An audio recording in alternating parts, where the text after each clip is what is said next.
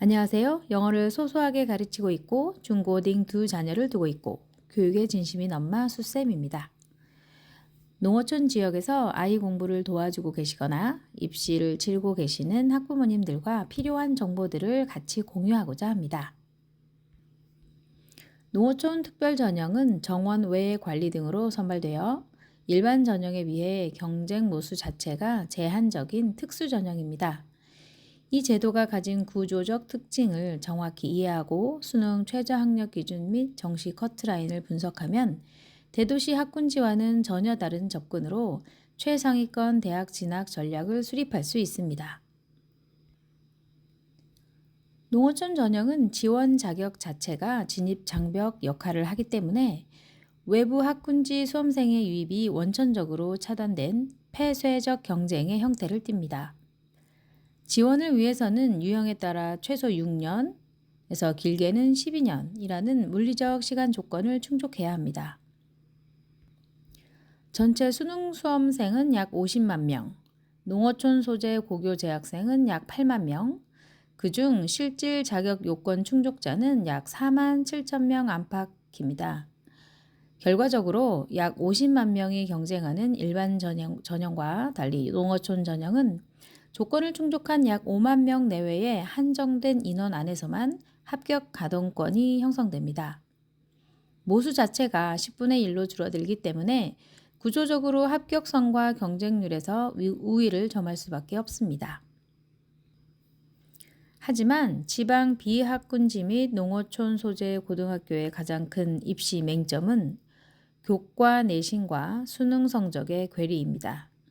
학교 내에서 전교 1등을 기록하며 최상위권 내신을 확보하고도 대학이 요구하는 수능 최저 학력 기준을 충족하지 못해 수시 전형에서 최종 낙방하는 사례가 매년 높은 비율로 발생합니다.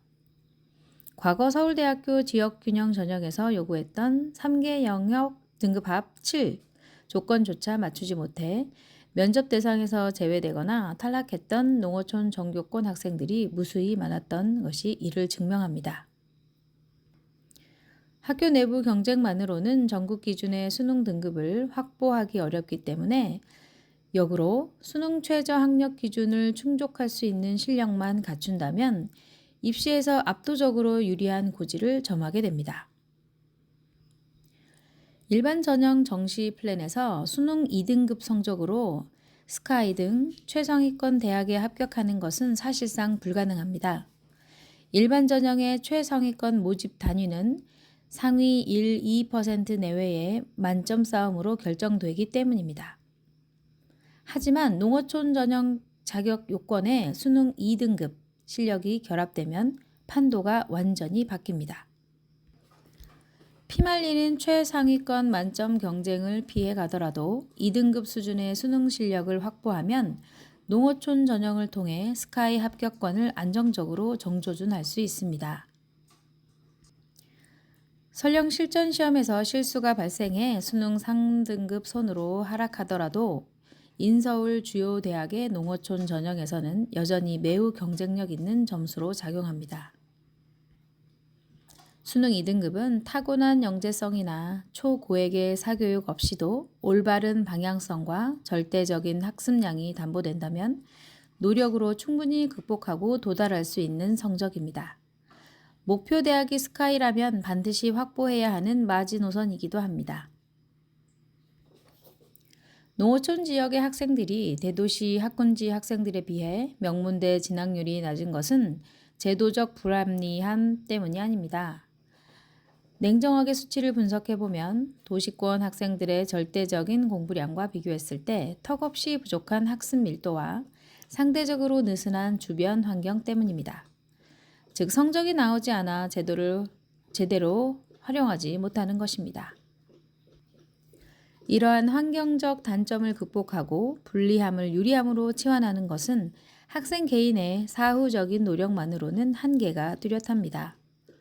고등학교 진학 이후에는 내신 관리와 수행평가 비중이 높아 수능 체질을 만들기 위한 절대적인 시간 자체가 부족합니다. 따라서 초등 6학년에서 중학교 1학년 시기부터 수능을 최종 목표로 둔 장기 학습 로드맵을 설계해야 합니다. 막연히 고등학교 가서 내신 잘 따면 어떻게든 되겠지라는 안일한 접근은 실패할 확률이 높습니다.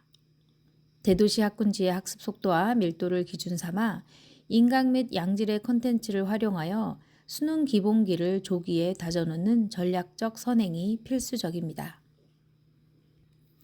여기서 부모의 역할이 중요해집니다. 초등학교 6학년이나 중학교 1학년 시기의 아이들은 발달 단계상 스스로 먼 미래를 내다보며 거시적인 공부의 판을 짜기 어렵습니다. 당장 눈앞의 평가에 매몰되기 쉽기 때문입니다.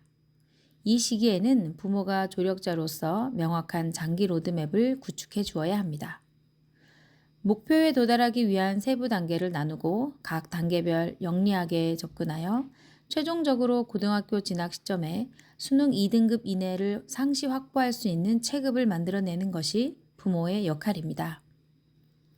만약 아이가 수능 2등급 이내의 정시 실력을 갖춘 상태에서 학교 내 전교권 최상위 내신까지 결합해낸다면 사실상 대한민국 입시에서 뚫지 못할 문은 없다고 봐도 무방합니다. 이 두 가지 축이 완성된 학생은 고등학교 3년 동안 심리적 안정감을 바탕으로 보다 고차원적인 입시 전략을 구사할 수 있습니다.